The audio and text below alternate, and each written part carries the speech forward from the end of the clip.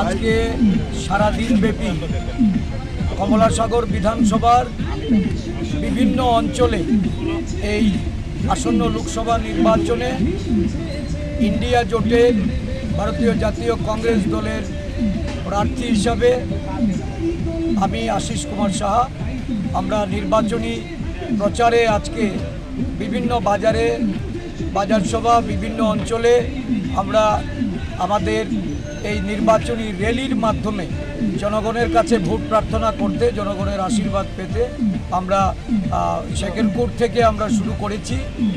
এই ফুলতলি বাজারে এসে পৌঁছেছি। আমাদের সাথে আছেন প্রাক্তন মন্ত্রী, ভারতীয় কমিউনিস্ট পার্টির নেতা ভানুলাল সাহা মহোদয়, আমাদের প্রদেশ কংগ্রেসের সম্পাদক শ্রী জয়দীপ রায় বর্মন, এই অঞ্চলের কংগ্রেস নেতা চিত্র সূত্রধর, এখানকার ব্লক কংগ্রেস সভাপতি শ্রী প্রদীপ চৌধুরী, আমাদের ইন্ডিয়া জোটে কমিউনিস্ট পার্টির বিভিন্ন নেতৃবৃন্দ, প্রাক্তন বিধায়ক নারায়ণ চৌধুরী মহাশয় সহ আমরা সমস্ত নেতৃত্বকে সামনে নিয়ে এই কমলাসাগরবাসীর সমর্থন চাইছি, আশীর্বাদ চাইছি। এই নির্বাচন এটা অত্যন্ত গুরুত্বপূর্ণ, কারণ দেশের সংবিধান এবং গণতন্ত্রকে রক্ষা করার যে লড়াই ইন্ডিয়া জোটের নেতৃত্বে সারা দেশব্যাপী শুরু হয়েছে।